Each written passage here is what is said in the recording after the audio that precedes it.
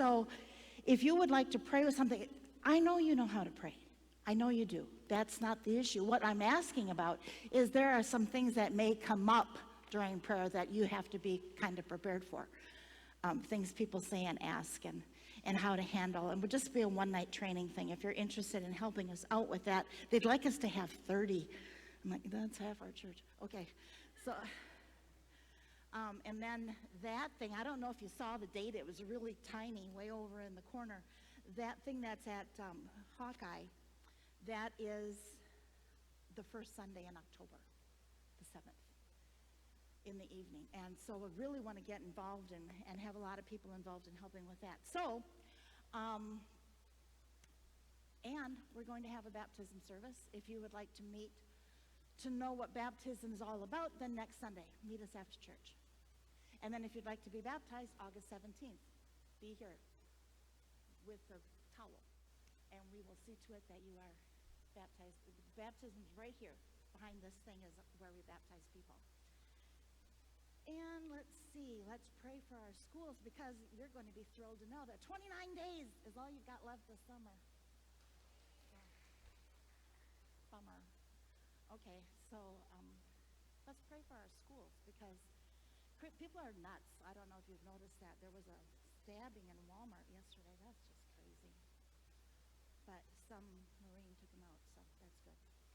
Let's lift up our schools. We're going to start that already, okay? Would you join with me in prayer? Lord, we're going to lift up all of our schools to you from preschool on up, all the way through college. Lord, protect our kids. Keep them safe. Lord, bring wisdom to our teachers. Bring creativity and fire that comes from you. Because you know how to create absolutely everything. And so, Lord, we just ask that you protect and provide and guard. Keep our kids and our staff.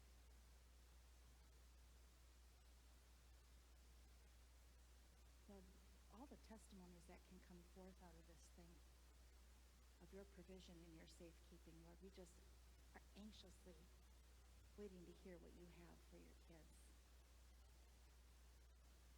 We want to hear stories of what you've done for us.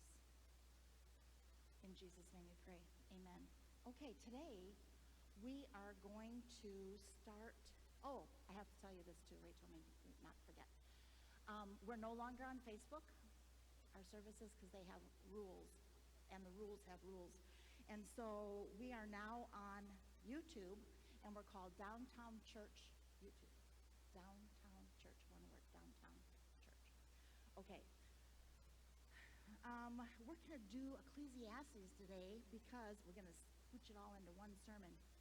I have an anchor verse. It's actually found in Ecclesiastes 1:3, and it's this: what does a person gain for all his efforts that he labors at under the sun? Meaning that whatever we toil at through all of life, nothing can satisfy on our own efforts. Agree? Okay, good. So, background real quick. Ecclesiastes, written by King Solomon, and in it he writes about his mistakes, his joys. He wants to know why he's here. Why am I here? How many of you have ever had the what in the world am I doing on this earth feeling? Okay. So this entire book is relevant to that question, and he breaks it into three parts. First, he's searching. Then he has some very wise sayings. And then he has some solution. He starts out talking about being the preacher, which is not the person who stands up here and talks to all of you. In the Hebrew word, in that context, it meant the one who gathers together. The person who gathers all together. And he goes on and on about one word, and the word is vanity. Now, the best translation I found for the word vanity is bubbles. Bubbles.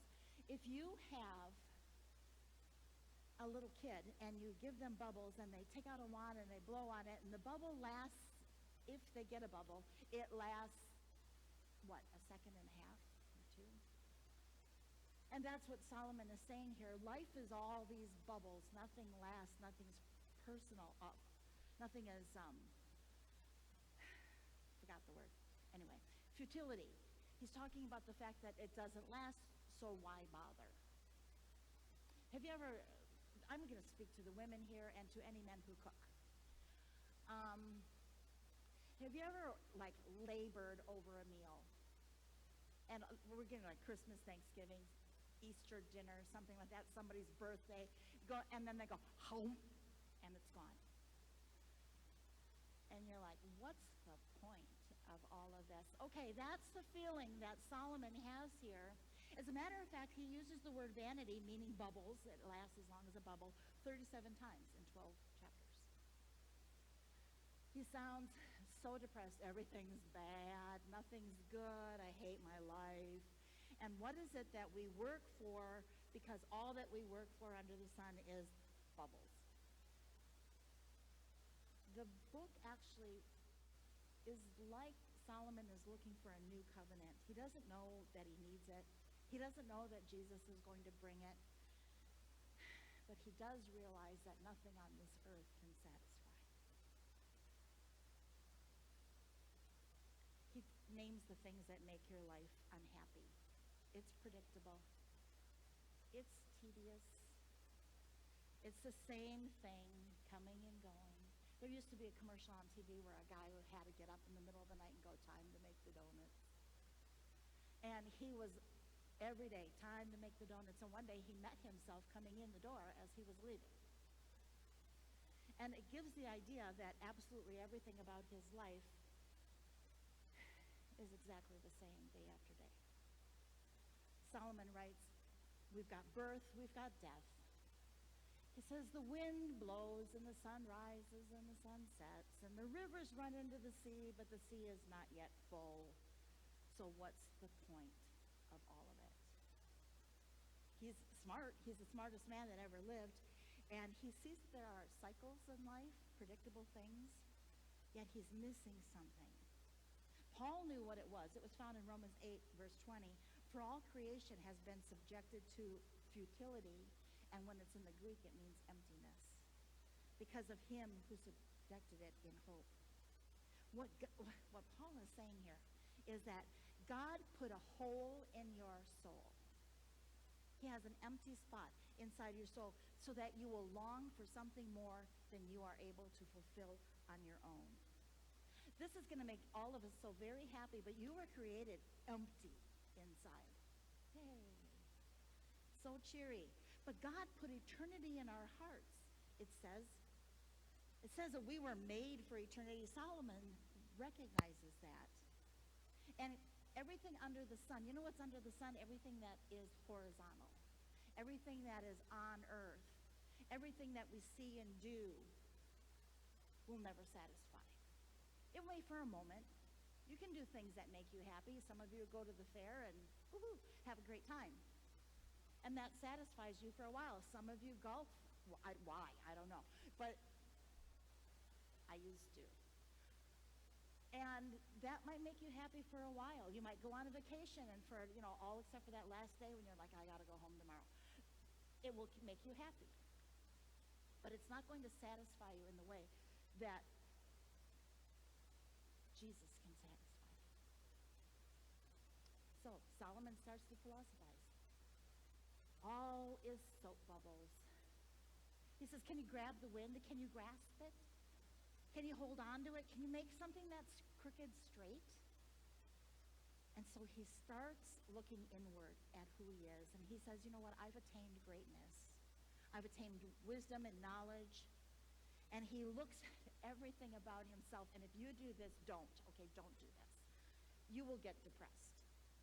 If all you do is look at who you are and what you've done and what you've accomplished, and this is where I thought I'd be at 40 and this is where I am at 40, don't do that. Because Solomon did it and he got very depressed. He could hardly stand it. And he says, you know what? Solomon says, you can't take an ordinary man, and that's what we all are, an ordinary or natural man, alienate him from God and expect him to unravel the mysteries of life. You can try.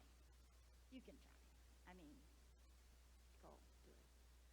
But there has to be more than just information about what life is about. There has to be a spiritual revelation and a spiritual connection about life. And he has gotten that part. He's starting to talk about it. He gets so depressed, he even goes, you know what? We can laugh, but laughter's worthless. We can have friends. We can have a lot of money and a lot of time.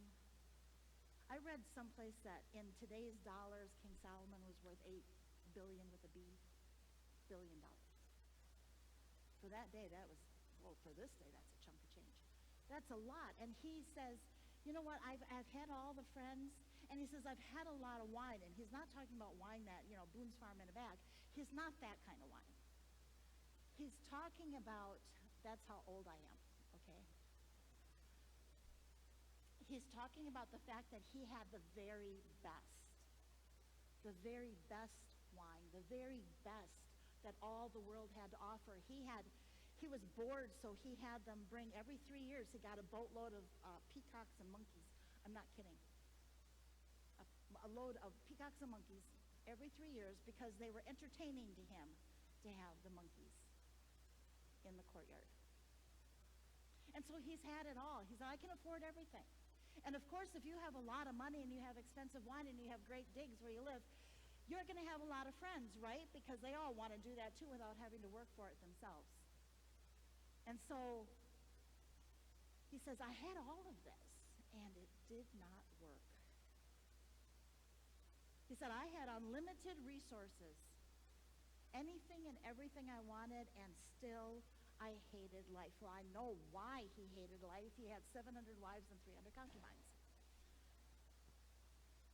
That's not a recipe for happiness. It's just not. So he figured out that that was not the answer. And so he copied a song from the Byrds. That's a group from way back. To everything, turn, turn, turn. There is a season, turn, turn, turn. And we'll have Ray sing that for you later. And he takes it directly out of chapter 3 of Ecclesiastes, word for word. There's an occasion for everything. There's a time for everything. He gives us 28 life activities.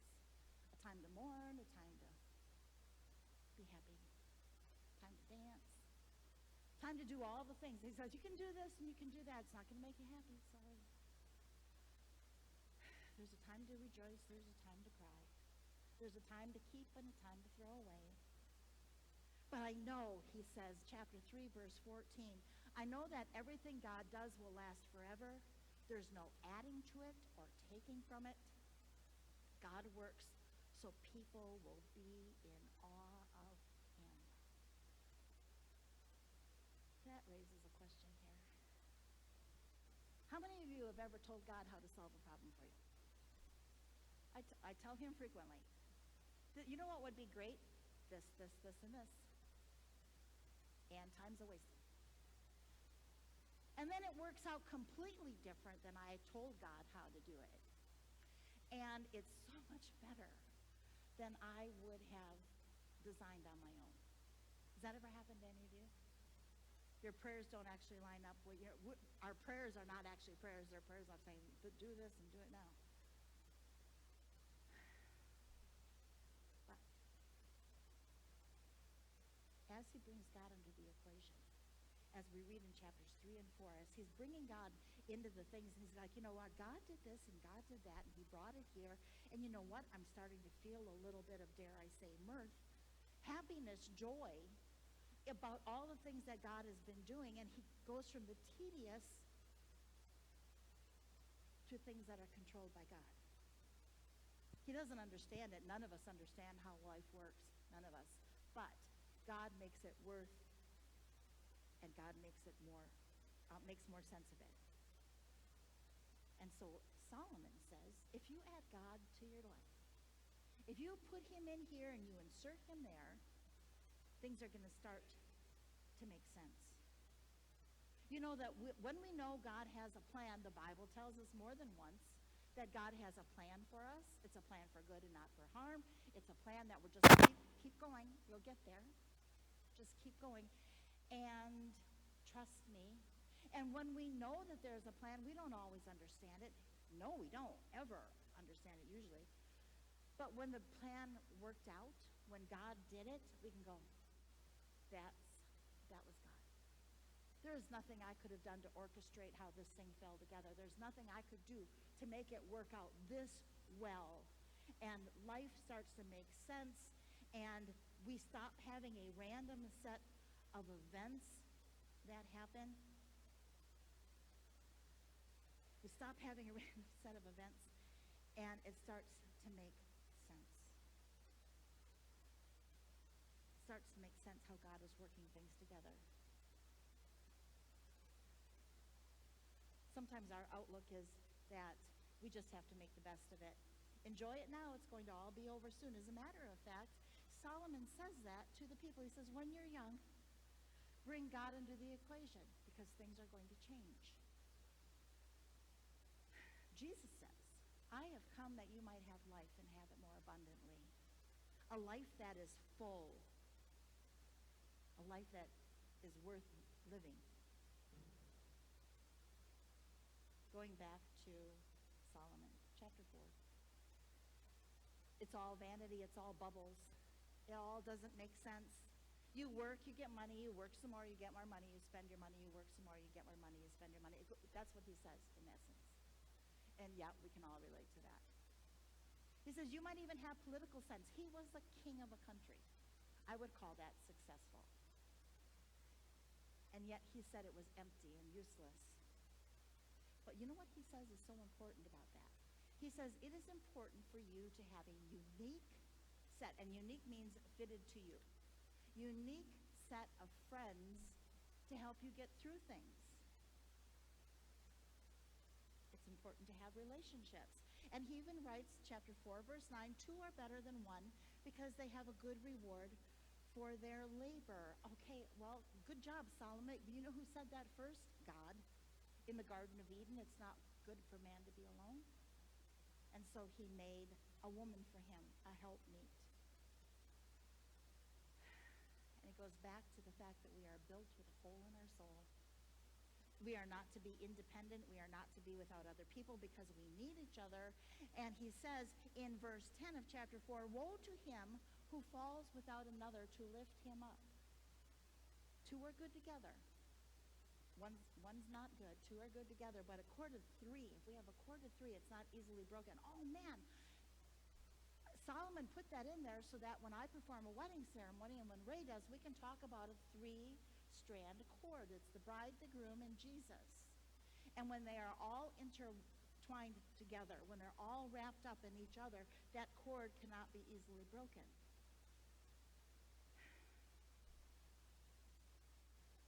Solomon goes on. He bases his sayings on the circumstances of life. He talks about false worship, pretending to worship when we're in a place where other people are worshiping, or only worshiping when others can see us.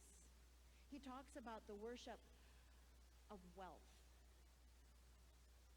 the vanity of hoarding. If you have wealth and you hoard it for no good reason, it's bubbles. When you die, your wealth will be left behind. Other people are going to enjoy what you spent a lifetime saving. And he says, who loves silver and who would do anything to get it? Well, we don't use silver really anymore. I mean, you can buy it. You can stock it up. But I know that there are many who are like, how can I get more money? What can I do? What's a side hustle I can do? How can I get money in the mail? How can I get all these things to work for me? And there's nothing wrong with that. Absolutely nothing wrong. Because the Bible says that the love of money is the root of all evil. If you hoard it just for the sake of hoarding it so you can say you win, that's not good. If every decision you have is based on how much it will cost you, that's not God. You need to reprioritize your thinking. Do you trust in money? Do you look at money as your trust and refuge? Is money going to take care of you? Better not, because good chance it won't. Money is not going to save you from all the things, Solomon says, that will go wrong in your life. When Jesus was talking about money, you do know that money is the subject that Jesus talked about the most, because we really struggle with that. And he says, you know what? You can't serve God and mammon. Mammon is money. You can't serve God and still serve mammon. You can't hoard it. You can't look at it as your trust. What are your decisions based on? What Jesus is telling you to do, or whether it's going to cost you something?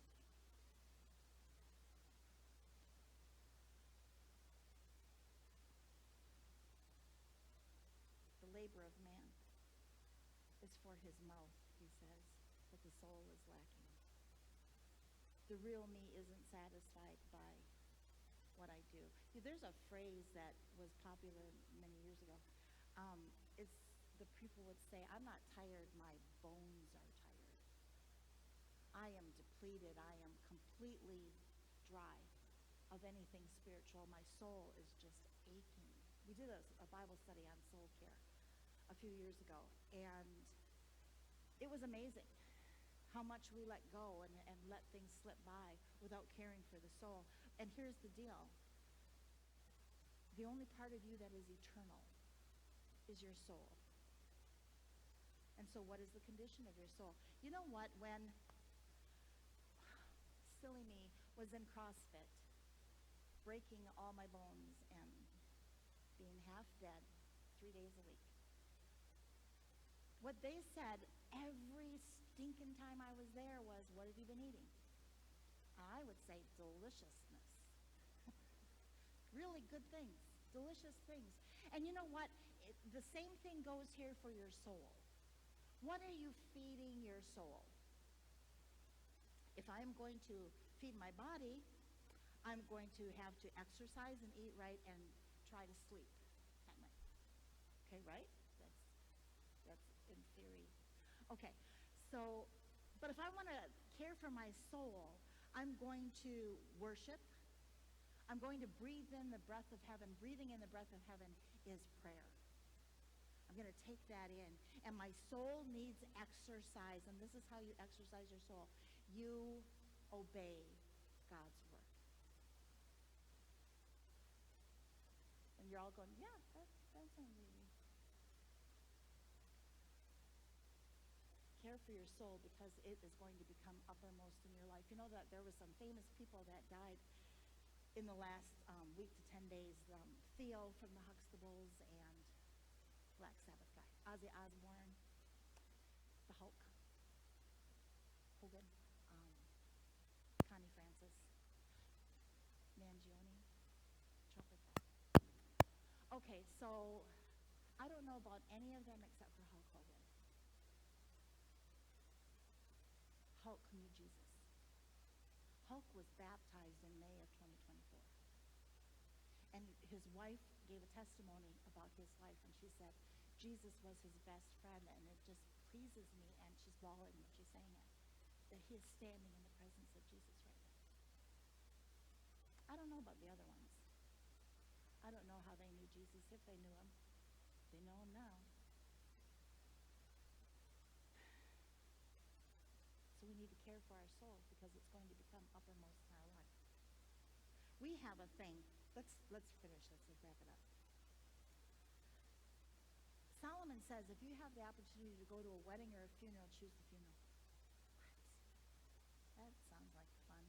Okay, I don't know why he was depressed. I really don't. But he says, the end of all men, and it is the end of all men to have a funeral, and the living take it to heart. And I was talking to Ray about this a couple days ago, and I said, he's so right. Because when we do a funeral, we mention the deceased and preach Jesus. Why? Because it is the one place that people are most cognizant that their own end is coming. At a wedding, you're just concerned about doing the chicken dance before you go home, right? Make sure you get out on the floor for that. Slide to the left, slide to the right. We want to make sure we do all of those things. But at a funeral, we are really thinking about what's going on and how our own end will be someday. Now, this is interesting. Solomon writes, the house of fools is in the heart of mirth, in the heart of laughter. The place where death is prevalent, you realize how temporary life is, and that one day you will be the one lying there. Chapter 8, he just goes on. I can sum up chapter 8 in one sentence, and it's this. Well, that's not fair. Why do the wicked prosper? Why do people who don't know Jesus, why do they suffer? And then chapters 9 and 10, I can sum that up in one phrase again, and that is, life's not fair. Unpredictability. I saw an app. This is crazy. I saw an app, and I'm like, you're an idiot if you pay money for that app. It will tell you the day and hour and minute and second you're going to die and where you're going to be when you do it. Like, I don't even know where I'm going to be tomorrow. How does the app know where I'm going to be, when I die in 1950 or 2000? I have trouble with math. I was born in the middle of the 1900s, so I struggle with math things. How does the app know? And then you pay money for this stupid app because people want to know what's coming. They want to know how much time they have, that they can live their own way and not worry about what's coming after this.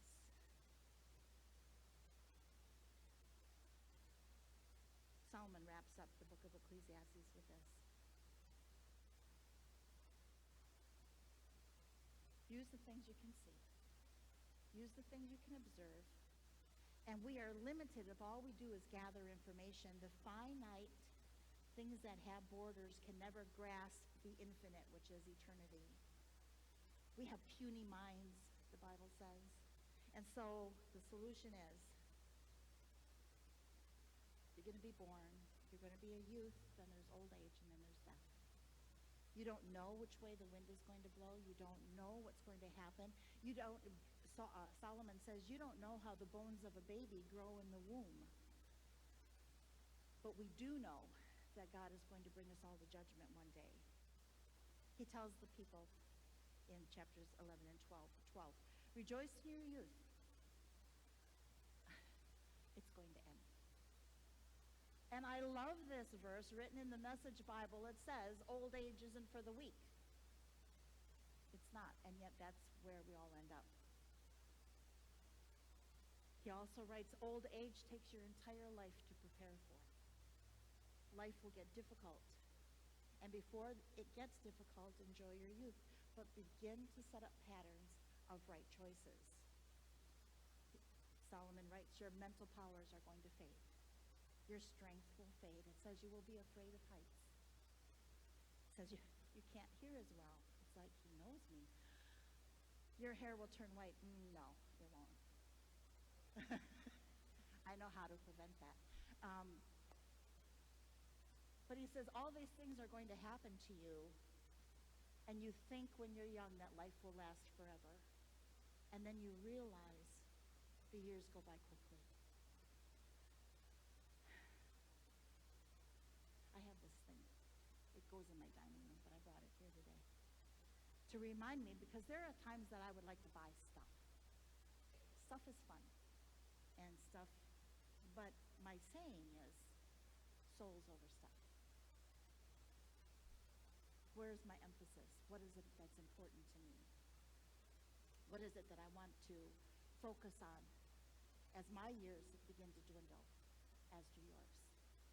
What are the things I want to learn and to put into practice? What are the good choices? What are the good patterns that I need to practice? The conclusion is this, chapter 12, verses 13 and 14. Fear God. Keep his commands, because this is for all humanity. God will bring every act to judgment, including every hidden thing, whether good or evil. We need to prepare to give an account for absolutely everything we do, everything we say, whether in public or in secret. And here are two thoughts. This is what you're going to tweet today. If you are a believer, this world is as close as you will ever get to hell. And if you are not a believer, this is as close as you are ever going to get to hell. We need to surrender our lives to Christ. I'm going to make an invitation to you that if you want to surrender your life, you come up here. Ray is sitting over there. He'll come up and pray with you as well. And we'll pray with you so that you know what it means. We don't have you do what is called a sinner's prayer. I would if it was in the Bible, but it's not. And what it says in the Bible is that we want to repent and turn our lives over to him. And if you would like to do that, I invite you to come up